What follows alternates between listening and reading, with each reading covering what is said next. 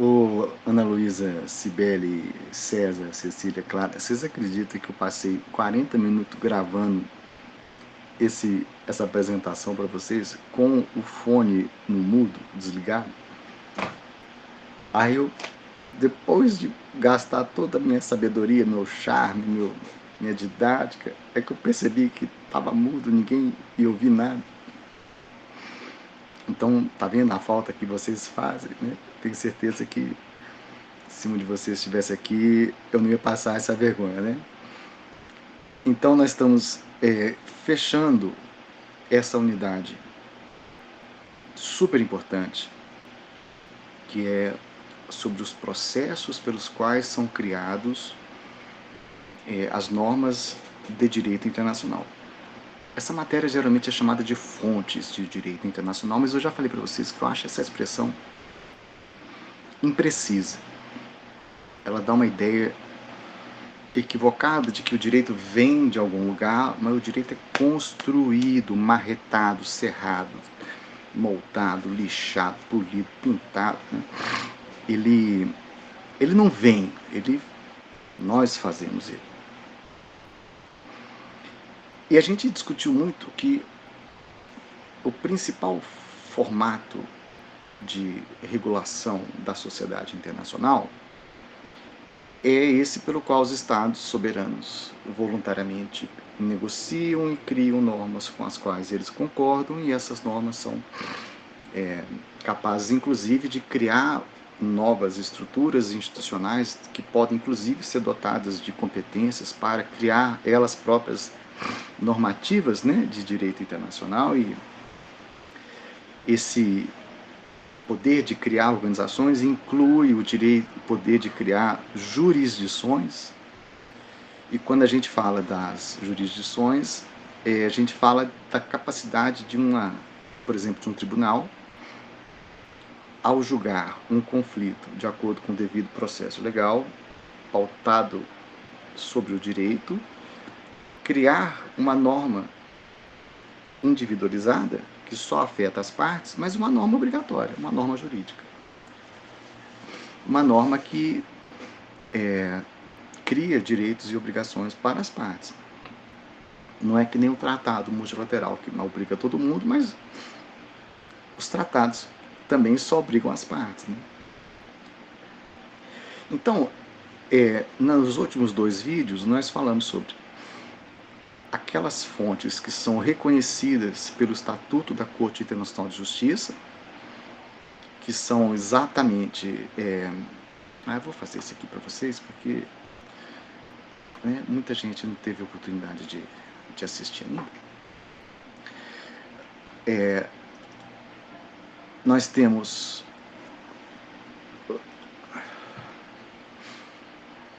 muitas questões de concurso, inclusive da OAB, gostam de fazer essa pegadinha na qual eles perguntam sobre fontes, mas não sobre o seu conhecimento sobre fontes, e sim sobre o seu reconhecimento de que algumas fontes são previstas pelo Estatuto da Corte Internacional de Justiça e outras não são. Então, eu acho isso uma pequenez, eu acho isso um desperdício da inteligência de vocês, mas, enfim, é comum. É uma pena, mas vocês vão ver, inclusive, no final da apostila, tem uma série de questões da OAB. Esse tipo de pergunta cai muito.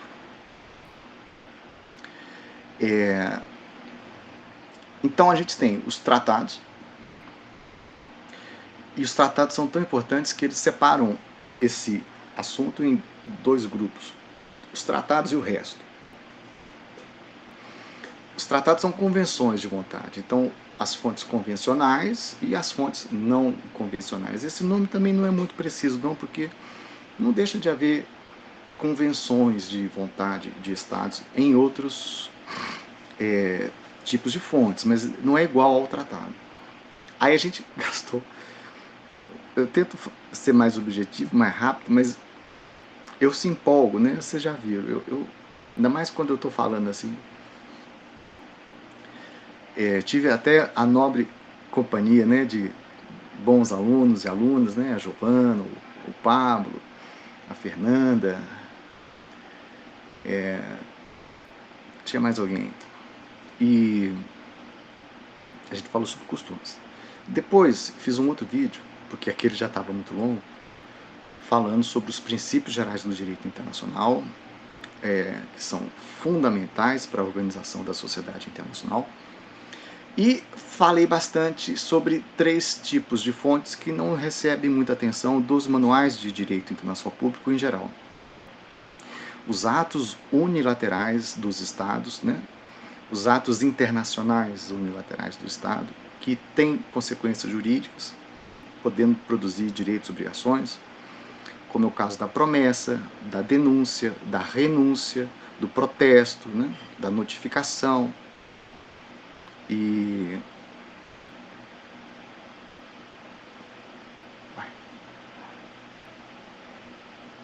engraçado. E inclusive atos internos, por exemplo, uma lei interna que estabelece direitos para particulares estrangeiros, não deixa de ser um ato unilateral com consequências, um ato interno unilateral com consequências externas. Também falamos sobre as normativas das organizações internacionais, nas quais preciso deixar claro, Lohane, Lívia, Letícia, Lavínia, que os Estados soberanos têm competência para criar instituições através de um tratado, de uma forma parecida como pessoas naturais têm competência e capacidade de criar uma pessoa jurídica através de um contrato social. E os Estados têm a possibilidade, o poder, a competência, a capacidade para criar organizações e dotá-las de competências operacionais, e inclusive de competências autonormativas, e inclusive de competências heteronormativas, ou seja, competência para criar normas para os outros. Que outros? Os Estados membros de uma organização não se confundem com essa organização. Eles são destinatários da norma de um outro sujeito de direito, que é a própria organização ou órgão dentro dessa organização internacional. E são obrigados a acatar essa decisão porque assinaram um tratado, ratificaram um tratado, dizendo que eles aceitavam que fosse obrigatório a normativa que adviesse desse órgão, seguindo os preceitos, os procedimentos, os parâmetros, os limites, os objetivos, os fins estabelecidos pelos tratados pelos Estados nesse tratado. Também discutimos, eu estou fazendo aqui uma recapitulação, né? Previously in International Law, porque isso é importante. Às vezes, nós temos organizações internacionais com competências normativas e outras que não têm competências normativas. Às vezes, dentro de uma organização internacional, tem um órgão que tem competência normativa e um outro que não tem. Cuidado com as generalizações. Às vezes, dentro de um órgão que tem competência normativa, ele pode decidir, ora, criando uma norma obrigatória, ora, criando apenas uma sugestão. Por exemplo, o Conselho de Segurança da ONU, ele tem competência para decidir obrigando os países ou sugerindo os países que façam alguma coisa. Recentemente, houve uma decisão juridicamente vinculante dizendo que devia haver um cessar-fogo entre Israel e a Palestina, e os Estados Unidos fizeram um esforço propagandístico, diplomático, retórico enorme e vergonhoso, lamentável, degradante, para dizer que não era uma decisão obrigatória, que era uma decisão sugestiva, uma resolução meramente... Bom, então essa é a temática. E a gente falou também que do mesmo jeito que os Estados podem se reunir, criar um tratado que estrutura uma organização internacional e dotar essa organização de competência para criar normativas sobre certos assuntos, os Estados também podem criar uma jurisdição. Uma jurisdição que funciona como um mecanismo institucionalizado de solução de conflitos a partir da aplicação do direito em um devido processo legal com contraditório, igualdade de defesa das partes e, ao final, uma decisão jurisdicional, que é essa aqui, que é juridicamente vinculante para as partes. Então essas são fontes de direito internacional que nós estudamos. E agora, nós vamos falar de coisas que estão sempre misturados aí, como erva daninha no meio das flores, né, com o capim no meio do pomar, misturado com as fontes, estão coisas que não são fontes, mas que vocês têm que entender que não são fontes, porque muitas vezes as perguntas que caem em concursos, e esse assunto é um assunto super cobrado, especialmente para tudo que envolve a jurisdição federal, é muito perguntado questões que envolvem o que é e o que não é fonte de direito. E eu falei para vocês nos vídeos que tem uma questão que com certeza absoluta vai cair na nossa prova, porque ela caiu nos últimos 24 anos que eu leciono Direito Internacional. Tô velho, né? Então hoje nós vamos falar de coisa que não é fonte, mas que é mencionado pelo artigo 38, o famoso artigo 38 do Estatuto da Corte, que é a doutrina, a jurisprudência, equidade. E uma coisa que não é mencionada pelo artigo 38, mas que está na cabeça de muita gente, que faz parte assim desse universo e que tem um alcance, uma popularidade, uma dimensão inexplicável, que é o soft law, que já vou logo dando spoiler, soft law não é law. Se fosse law, seria law, não seria soft law. Vocês vão aprender isso aqui ainda. Depois eu vou gravar um outro vídeo para vocês, porque eu estou querendo contribuir, né, com o meu trabalho nesse contexto de greve. E o que eu posso fazer é gravar esses vídeos, ninguém é obrigado a ver, não vai contar presença, não vai impedir que eu retome esses temas quando as aulas forem repostas, né? Mas não me custa nada fazer isso, eu até gosto. E deixo o vídeo aí, quem sabe algum de vocês pode estar morrendo de tédio ou tendo uma crise de abstinência, de saudade do direito internacional, aí aproveita e vê isso aí, sacia, né? Mas, olha, eu nunca vi filosofia do direito tão prática como essa que nós vamos discutir em um videozinho separado ao final dessa matéria, tá? Leitura complementar, né? Esse é o que eu chamo de bônus de pós-graduação, é como se fosse uma matéria que está um pouco além do que a gente tradicionalmente tem oportunidade de ensinar no nível de graduação, certo? Bom, então, aí vocês me perdoam, mas eu vou passar aqui rapidinho. Essa apostila ficou enorme, né? Ela é grande, eu já tentei cortar muita coisa dela, mas me dói tirar as coisas dela. E aí a gente chega nessa parte aqui.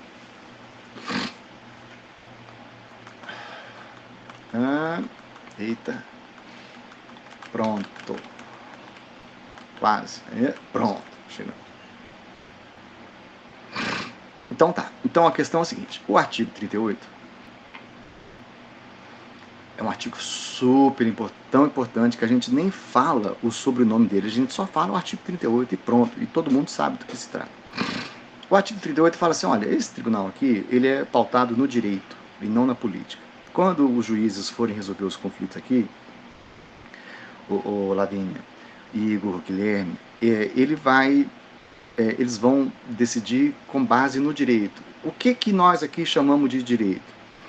Aí letra A, os tratados, letra B, o direito costumeiro, letra C, os princípios de direito internacional, e letra D, ele vai falar uma coisa que não se trata de fonte. Ele vai falar de uma coisa que auxilia os juízes a entenderem quais são as fontes aplicáveis, como que elas devem ser interpretadas, como que elas se aplicam aos casos. Então, o que auxilia o trabalho dos juízes ao analisar a aplicação das regras de direito, ou seja, tratados, costumes, princípios? atos unilaterais, normativas de organizações internacionais e decisões jurisdicionais. A doutrina e a jurisprudência. Só que a maneira pela qual está escrita aqui no artigo... Gente, essa letra D é mal escrita, mal traduzida, confusa. Se fosse um professor, escreveria isso aqui de um jeito bem diferente. Nós vamos desfazer todas essas confusões. Quando vocês lerem nesse contexto aqui, essa expressão, decisões judiciárias, eu quero que vocês programem a cabeça de vocês para automaticamente traduzir isso como jurisprudência. Sabe quando você programa o Word para você escreve lá int, ele já vai lá, direito internacional? Então, façam isso com isso, porque gera confusão. Vejam, uma coisa que a gente viu na sessão passada era as decisões jurisdicionais.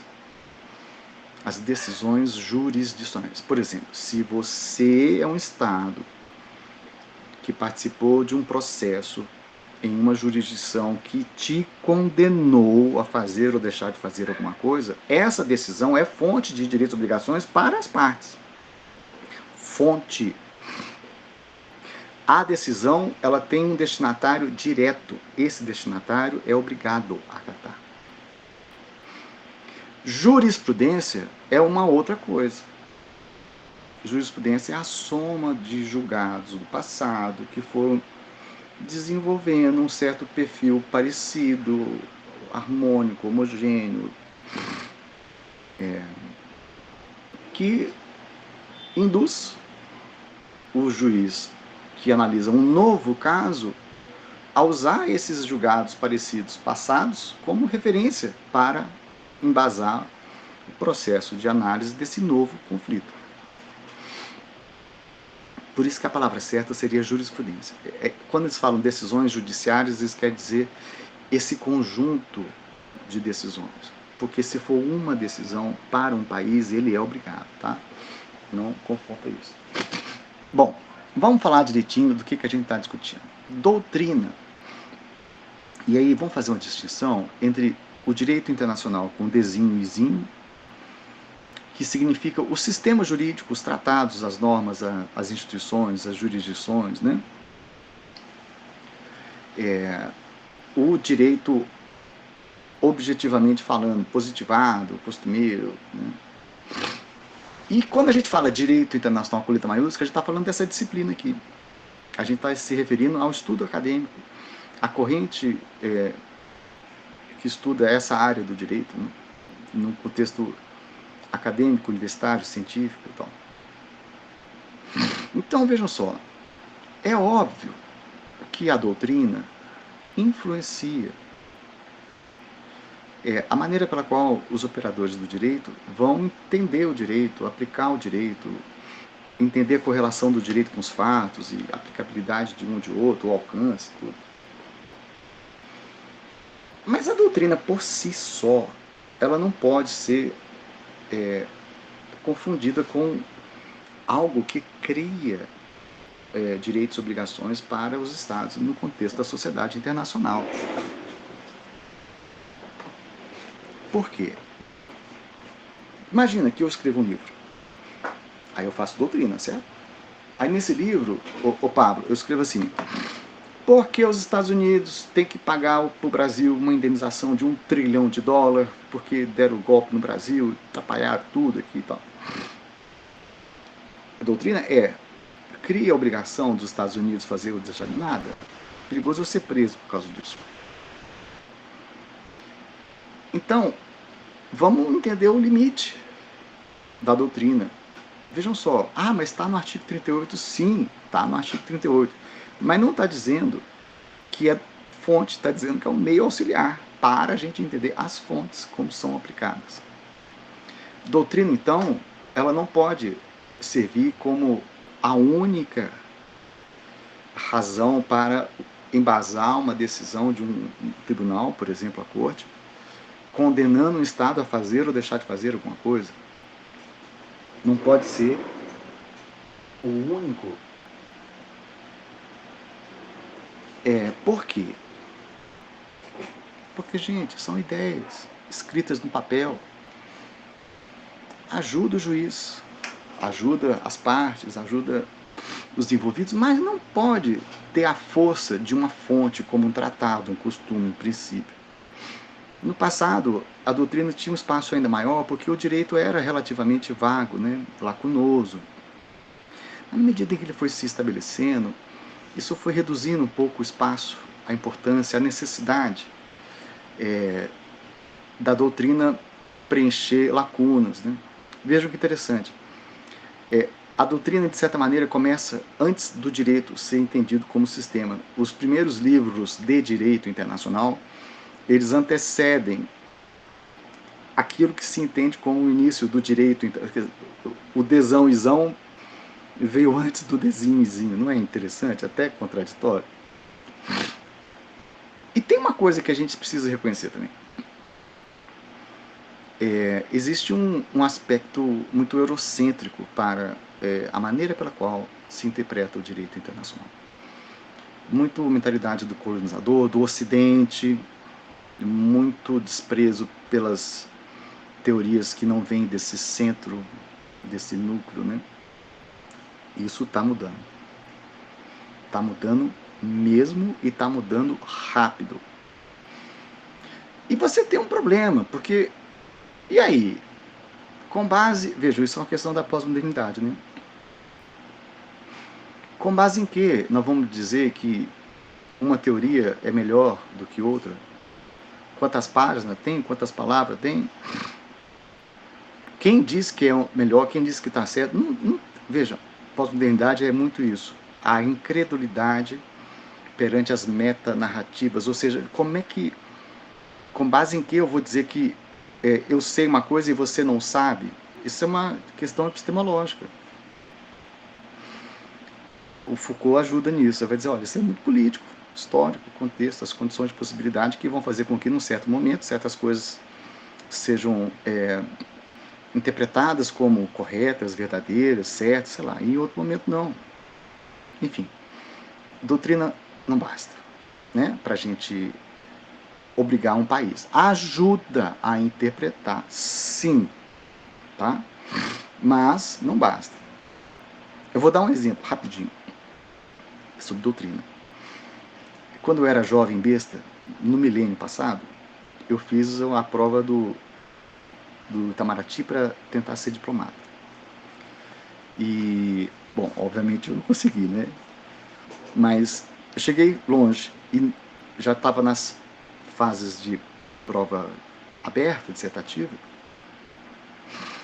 E eu recorri contra uma questão que eu perdi ponto, porque eu sustentei a ideia de que o indivíduo, o ser humano, é sujeito de direito internacional. E fundamentei a minha posição na doutrina do cansado Trindade. Aí, o corretor da minha prova, ele foi até, assim, engraçado, porque ele foi na tora e falou assim, olha, por mais que o cansado Trindade queira, o indivíduo não é sujeito de direito internacional. Talvez tenha alguma rixa, né, com o cansado Trindade, não sei. Eu sei que depois o cansado Trindade virou juiz da Corte Interamericana de Direitos Humanos e depois ele virou juiz da Corte de Justiça e as doutrinas que ele sustentava foram materializadas nos seus julgados, contribuindo para a jurisprudência. Virou direito, né, de certa maneira. Eu aposto que hoje, se eu fizesse a mesma resposta para a mesma pergunta, eles não diriam que está errado, mas naquele momento, né? Por isso que doutrina é um negócio complicado de você, né, contar só com isso. Agora, vamos entender também o papel auxiliar que tem a jurisprudência. Por quê? Imagina o seguinte, temos um país aqui sendo julgado em um caso muito parecido com todos esses outros que estão aqui. Imagina que em todos esses outros aqui, a decisão foi mais ou menos parecida, os critérios parecidos, os parâmetros parecidos, tudo parecido. E a decisão nesse assunto foi formando um certo padrão jurisprudencial. Aí, quando surge um novo caso, parecido com esses outros, esse histórico de decisões homogêneas influencia a maneira pela qual esse juiz vai julgar esse Estado hoje. Então vamos entender. Quando esse juiz aqui bateu o martelo, ele cria uma decisão que vincula este Estado. Uma decisão, como a gente disse, jurisdicional. Agora, esse mundo de decisão aqui, ó, imagina, uma decisão que condena a Isabela, que condena o Juan, que condena a Karen, que condena Letícia, Lohane. Todas elas têm um destinatário. Se o Mateus, e aí, Mateus, está sentado nesse banco aqui, todas as decisões que foram para outras pessoas não vinculam ele, não são obrigatórias para ele. Mas quando esse juiz decide, ela é vingativa. Mateus, para de fazer isso. Te obriga. É fonte, não é jurisprudência. Jurisprudência é o que esse juiz usou para chegar no entendimento que, veja, a jurisprudência auxiliou ele a tomar essa decisão que é obrigatória. Então, a jurisprudência não é obrigatória. A decisão jurisdicional, sim. Aí vejam como está mal escrito, né? A linha D do artigo 38, parágrafo 1º, fala assim. Primeiro, ele começa falando de uma ressalva ao artigo 59. Olha a confusão. O artigo 59, ele, do Estatuto da Corte, né, o artigo 38 faz referência ao artigo 59. Para dizer o seguinte, quando a Corte condena um país, essa decisão é obrigatória para as partes, ou seja, quem é parte em um julgamento está submetido à sua decisão. Então, é obrigatório.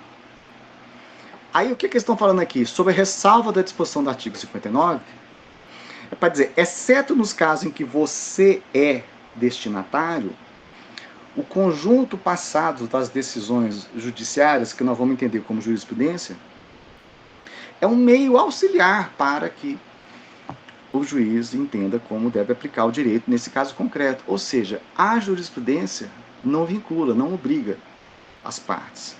Não é a fonte de direito e obrigação, mas ela influencia o juiz, que vai decidir e que vai, a partir daí, criar, sim, uma decisão. Mas não confundam decisão jurisdicional com jurisprudência. E aí, Olívia, Isabela, Guilherme, Gabriel, Felipe, Clarissa, Bruna. E aí, Bruna? É muito provável que tenha uma questão na prova que envolva o uso dessas palavras. E é muito provável que em outras provas de outros concursos usem o vocabulário que está no Estatuto da Corte, que é decisões judiciárias, e isso pode gerar uma certa confusão para vocês, tá bom? Então, entendo, jurisprudência não vincula, né? Mas ela influencia o juiz. E aí, quando o juiz decide, essa decisão jurisdicional vincula sim. Então, né, às vezes eu acho que eu explico demais coisa que é simples, mas tá aqui, né, fazer o quê? Então, tem um julgamento do caso do país A versus país B, que é muito parecido com a treta entre C e D. Nos dois casos, tem uma decisão jurisdicional que vincula as partes. A decisão do caso A versus B não vincula C e D, nem vice-versa. Cada decisão é vinculante para as partes. Mas a soma dos julgados sobre um tema parecido forma uma jurisprudência, que ainda que não vincule, influencia os tribunais num novo caso, por exemplo, E versus F, em que, apesar de não haver um precedente vinculante, há uma influência. Essa expressão aqui é muito interessante, uma autoridade persuasiva, Bianca, um valor quase, é com I mesmo, tá? Quase legislativo. São expressões para dizer que a jurisprudência é muito valorizada, mas ela por si só não tem a força de condenar. Mas eu vou falar uma real para vocês. Eu trabalhei na OMC um tempo como estagiário, E quando surge um novo conflito, a primeira coisa que eles mandam o estagiário fazer é levantar toda a jurisprudência sobre aquele assunto. Por quê? Porque para um órgão jurisdicional tomar uma decisão que destoa das outras decisões que foram tomadas antes, isso levanta uma suspeita. É que nem o juiz dar um cartão amarelo pro pobre do argentino volante brasileiro, lá do volante do Galo, com 30 segundos, né, depois de expulsar ele por conta de outra faltinha, e não ter o mesmo critério com outros jogadores. Falta de critério levanta suspeição, suspeita, crítica, deslegitimação dos tribunais. Então eles gostam muito de manter a coerência. Então essa é uma dica importante. Nos tribunais internacionais, valorizem muito a jurisprudência do próprio tribunal, porque eles ficam constrangidos de votar contra o entendimento que eles mesmos desenvolveram, sabe? Fica a dica. Isso é muito mais influente do que doutrina. Então, esse entendimento de que a jurisprudência não cria o direito, nem vincula os tribunais, ok. Mas influencia, tem uma autoridade persuasiva, né? Não é vinculante, binding é vinculante, mas é uma maneira de dizer que tem uma importância quase como se fosse uma legislação sobre aquele assunto, né? Quase legislativa, certo? Então tá, então o artigo 38 ele fala assim, ó, são fontes, tratados, costumes e princípios, tem outras fontes também, mas o artigo 38 não fala. Tudo isso no parágrafo 1º, e fala assim, para entender as fontes, a gente usa como meio auxiliar a doutrina e a jurisprudência, que não são fontes, mas que são meios auxiliares. Ok? Ok. Aí,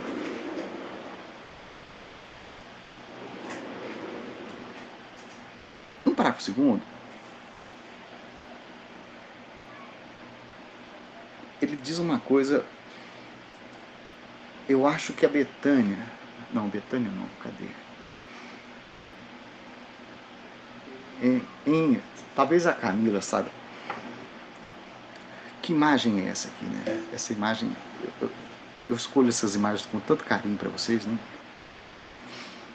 Esse aqui é um momento dramático, né, de uma passagem bíblica, na qual duas mães dão à luz para os seus filhos na mesma noite. Acontece que uma das crianças acaba não sobrevivendo e a mãe da que faleceu troca sorrateiramente a sua filha morta pela filha do outro lá que nasceu também no mesmo dia. É claro que a mãe reconhece que aquela ali, né, não é a sua filha e tem toda a discussão que vai parar aos pés do Salomão, né, para fazer esse julgamento. E ele, percebendo mais ou menos o que está acontecendo, ele vai fazer uma provocação. Ele fala assim, então, já que vocês estão disputando quem que é a mãe dessa criança, passa ela no fio da espada, divide ela no meio, dá metade para cada mãe. Aí a verdadeira mãe fala, não, pelo amor de Deus, não faça isso, né? Tá bom, é ela. E aí ela revela que, né, essa é uma atitude de quem é a verdadeira mãe. A ideia de dividir no meio é uma ideia salomônica, muito associada à ideia de equidade, de justiça. E tem uma expressão latina que é ex equo e bono. Então vejam só, parágrafo 1º, vai decidir com base no direito. Certo? Certo.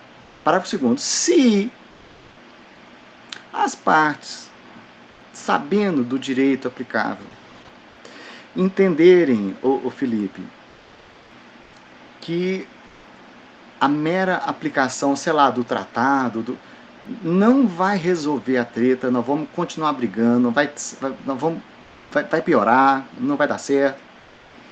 E se as partes concordarem, ao invés de os juízes decidirem com base no direito, eles vão decidir com base numa ideia de equidade. Em alguns casos, dá para resolver os problemas dividindo mais ou menos equitativamente aquilo que é o objeto da disputa. Então, essa é uma possibilidade. é um método alternativo de solução de controvérsias que envolve, ao invés de se aplicar o direito, se utilizar dessa metodologia, se as partes quiserem, se as partes pedirem. Não pode ser uma ideia que o juiz tira da cabeça. Tem que ser... E aí, eu vou falar um negócio para vocês. Eu não vou dizer que não haja, mas eu tenho estudado isso há muito tempo e eu nunca vi uma decisão da Corte Internacional de Justiça baseada no parágrafo 2º do artigo 38, né, na equidade.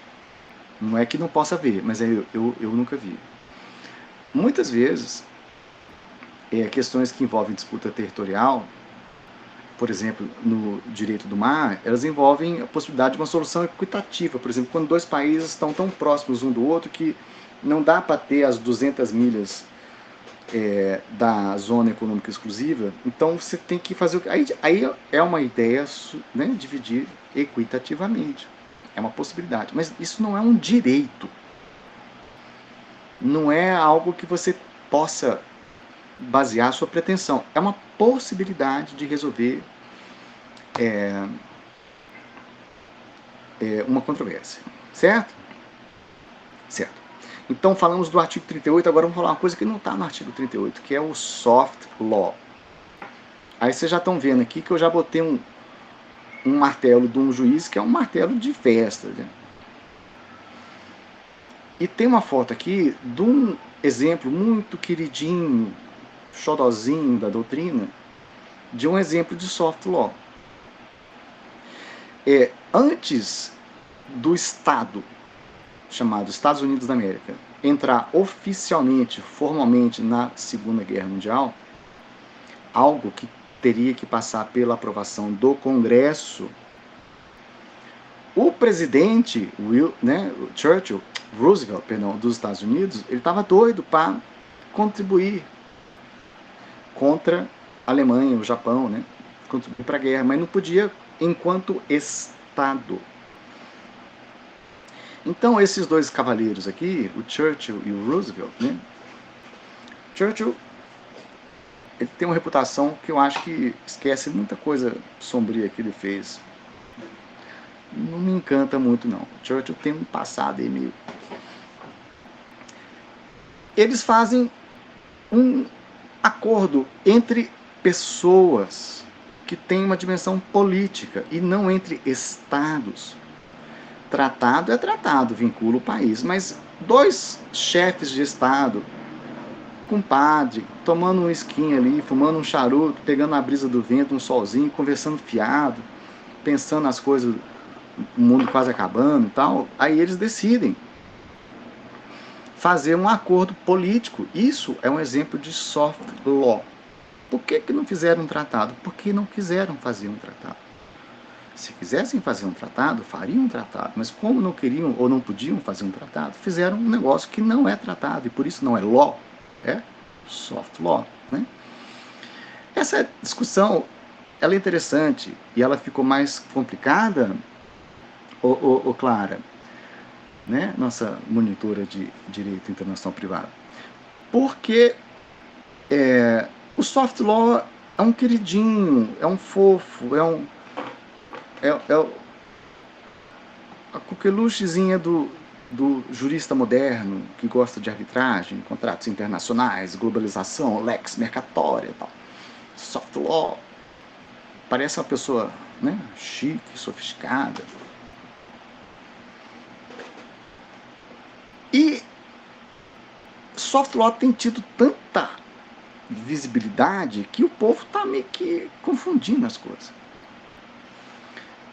Olha essa norma aqui, que eu adoro, né? Eu acho sensacional. Isso aqui, suco de Brasil, como dizem, né? É proibido dançar agarrado. Mas se quiser, pode. Não é legal? É uma norma? Parece uma norma. Mas, veja, é uma norma no sentido lato, quando ele fala assim, é proibido dançar agarrado. É uma prescrição de uma conduta.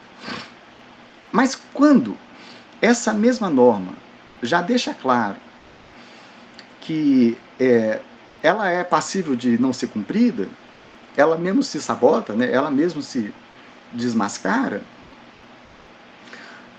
a gente descaracteriza a ideia de uma norma jurídica porque ela fica desapegada de qualquer mecanismo de sanção pelo descumprimento. Lembra do Kelsen, né? Então, se pode, no final das contas, então não é uma norma jurídica. Parece, mas não é, né? Parece, mas não é. Então, o problema é a modinha de todo mundo querer chamar as coisas de soft law para parecer que é chique, moderno. Mas isso é uma besteira, porque se você não demonstra saber a diferença de law e soft law, você, coitado, vai perder dinheiro na mesa do poker, sabe? Vejam, não quer dizer que o soft law não seja cumprido, muitas vezes. É que nem namoro e casamento. Tem namoro que o pessoal leva super a sério, é dedicado, é fiel, é parceiro, é companheiro, é sólido, é verdadeiro e tal. Mas namoro não é casamento, porque casamento é uma relação jurídica, cheia de regras. No direito alemão, o casamento é tratado no direito dos contratos, não é nem no direito de família. Soft law não é law. Soft law é namoro. Law é casamento. Nem namoro é casamento, nem soft law é law. Né? Law é law, soft law não é law. Se os estados quisessem que fosse law, fariam law. Mas como eles não quiseram, não puderam fazer law, eles fizeram soft law, sabendo que não é obrigatório, entendendo que é o que dá para fazer no momento. E aí, o curioso é os bestas ficar tentando convencer os outros de que soft law, é obrigatório, sendo que quem fez não queria que fosse obrigatório, porque se quisesse, faria obrigatório. Então, veja essas expressões, droit, um direito doce, um direito flexível, soft law, soft norm. Ou seja, são normas que, ainda que tenham um valor assim de tentar induzir uma certa conduta, um certo comportamento, e muitas vezes conseguem, apesar de não ser obrigatório. Vamos falar a verdade, muitas coisas que não são obrigatórias a gente não faz só porque não é proibido, não é? Os estados também, eles podem querer cumprir uma norma de soft law, apesar de ela não ter um mecanismo de sanção vinculado ao seu descumprimento.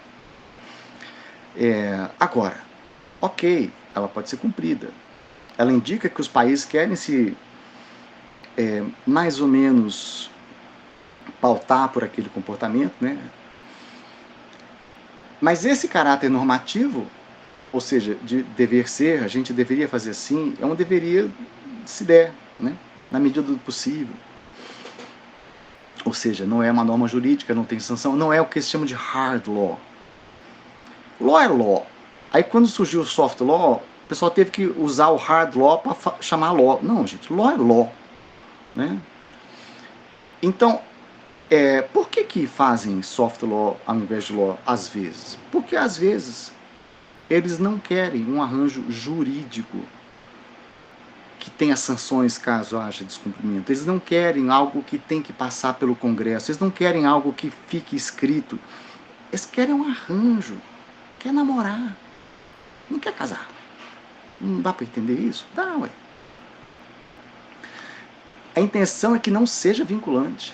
Não gera opinião iuris. Lembra da opinião iuris dos costumes? Ou seja, é exatamente para não ser jurídico. Agora, cria uma expectativa de cumprimento, porque se não quisesse cumprir de jeito nenhum, para que fazer o soft law? Não precisava fazer o soft law. Se você fez, é porque você, um pouquinho você quer, né? E tem gente que discute a possibilidade de haver implicações jurídicas de instrumentos não jurídicos, instrumentos não juridicamente vinculantes. Ok. implicações jurídicas é uma coisa, instrumento não juridicamente vinculante é outro. Então, né, o problema muitas vezes se manifesta quando o vocabulário dos diplomatas, né, que vejam, as pessoas têm a falsa impressão de que o diplomata ele fala de um jeito muito frutoso, muito exagerado, afetado, exagerado. Não é isso, não é isso, não é mesmo. Aliás, esse é um erro que pode sair caro para alguém que tem essa impressão. O diplomata, ele tenta ser preciso, exata. Olha, o diplomata preocupa mais que o jurista com a precisão. Aliás, por isso que o diplomata tem que saber muito direito, né, das palavras. Tem até umas expressões tipo ambiguidade propositiva, na qual você, por não conseguir chegar a um acordo entre os países sobre um termo mais específico, você cria um termo que acomoda, alcança tanto a interpretação de um quanto a interpretação de outro, e aí vão deixar o futuro decidir. O que dá para a gente fazer hoje, nosso prazo está acabando, o avião vai partir, tem que fazer esse tratado aqui agora, o que tem para hoje é isso. Vamos fazer? Vamos. Aí, no futuro, alguém que tiver resolver isso vai, sei lá, em um tribunal, discutir o que isso realmente significa. Por enquanto fica essa palavra aí. O que eu quero dizer é que às vezes não fica muito claro se aquilo era para ser obrigatório ou não. Às vezes o negócio tem um nomezinho tipo Gentleman's Agreement. Aí ok, a gente sabe que não é obrigatório. Declaração. Veja, declaração não é uma regulação, né? É uma declaração. Mas cuidado. Se for uma declaração de princípios, ainda que o formato declaração não seja por si só vinculante, os princípios que estão sendo declarados são independentes da declaração. Então, veja, se eu escrevo uma carta, um zap, falando do artigo 5º da Constituição, não é porque eu escrevi um zap que é obrigatório, mas é porque o artigo 5º da Constituição é obrigatório por si só. Então, às vezes, o pessoal olha para a embalagem que está trazendo um conteúdo vinculante e confunde, acha que não... isso é uma boa questão de prova. Às vezes o negócio tem um nome assim, agenda, programa de ação. Tudo isso, em geral, significa assim, um parâmetro, mas não uma obrigação. Se o negócio chama resolução não obrigatória ou recomendação, aí é óbvio que não é obrigatório. Mas tem umas palavras, tipo código de conduta, às vezes é obrigatório. Ata final, às vezes é obrigatório. Memorando de entendimento, às vezes é obrigatório e às vezes não é. Então, não basta o nome, a gente tem que analisar o que está ali dentro, certo? Então, conclusões. Assim como namoro é namoro, casamento é casamento, e não acredito em quem falar que é a mesma coisa, porque não é. Soft law, geralmente, é respeitado, apesar de não ser juridicamente vinculante. Okay. Apesar de não ser law, as normas de soft law são cumpridas quase como se fossem law. Ou seja, a efetividade ou compliance, que é uma palavrinha chique que está sendo muito utilizada ultimamente, a compliance ao soft law é algo interessante que a gente pode discutir, estudar e tudo, mas vejam, não interessa se está todo mundo cumprindo direitinho, bonitinho. Isso não faz com que soft law seja law. Porque law é law, soft law é soft law. Quando você tem na plantação erva daninha, capim, planta, flor, fruta, às vezes parece que tudo ou é law ou nada é law. Aí isso é ruim.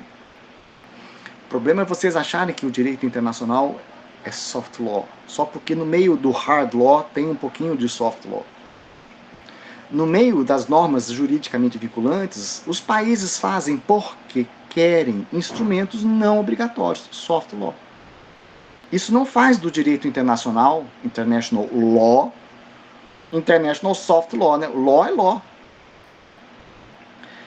Então, esse tema é um tema que vocês não podem esquecer nunca mais.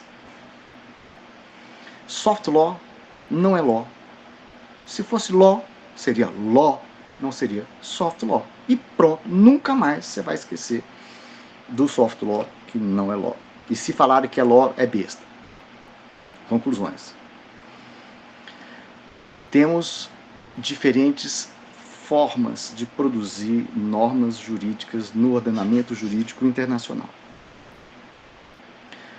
São fontes do direito internacional previstas pelo artigo 38, Tratado, Costume e Princípio. São fontes do direito internacional não previstos pelo artigo 38, mas reconhecidas pelo direito internacional, inclusive pela Corte Internacional de Justiça. Atos unilaterais, as normativas de organizações internacionais. Lembrando, as normativas... Deixa eu abrir aqui, que tem um gato doido, tá? Vai lá, filho. As normativas das organizações internacionais que são feitas para serem obrigatórias. Se a normativa chama recomendação, se rolar, rolou.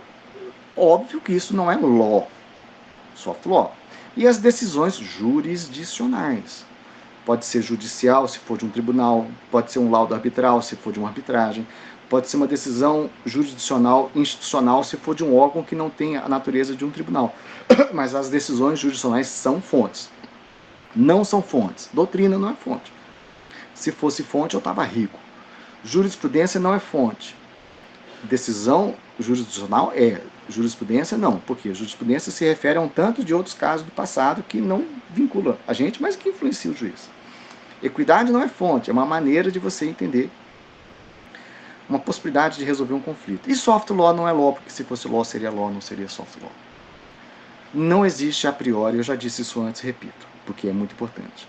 Algo que, por definição, estabeleça uma hierarquia entre normas pelo tipo de origem que elas têm. Apesar de não ter hierarquia, a gente sabe com a prática jurídica como lidar com esse tipo de antinomia. Por exemplo, quando você tem na Constituição propriedade privada e a função social da propriedade, são dois princípios constitucionais que não tem nada que formalmente a priori determine que um prevaleça sobre o outro. No caso concreto, a gente vai ter que fazer uma ponderação. Às vezes tem uma dimensão cronológica que é relevante, às vezes tem uma dimensão de especificidade, generalidade, que é relevante, mas enfim, não é pelo tipo de fonte, tá? E isso tem que ser compreendido. Só para ficar claro, porque eu falei muito isso no soft law, mas vale para o direito como um todo. Não é o nível de cumprimento, o nível de compliance de uma norma que determina se ela é jurídica ou se ela não é jurídica. Isso é muito legal saber, mas não é isso que faz ela ser ou não ser jurídica. Compliance é uma coisa, natureza jurídica era outra. Eu tinha um professor, o João, que ele fumava, grande professor, está na UNB hoje, embaixo de um cartaz na UFMG escrito proibido fumar. Aí ele falava assim, tá vendo? Isso aqui é uma lei. E eu tô aqui descumprindo essa lei. Naquela época o povo fumava muito e ninguém respeitava uma lei que dizia que não podia fumar dentro da... O povo fumava no avião, gente, pelo amor de Deus, né? O fato do povo fumar embaixo do cartaz dizendo que não pode fumar significa que aquela lei não é lei? Não.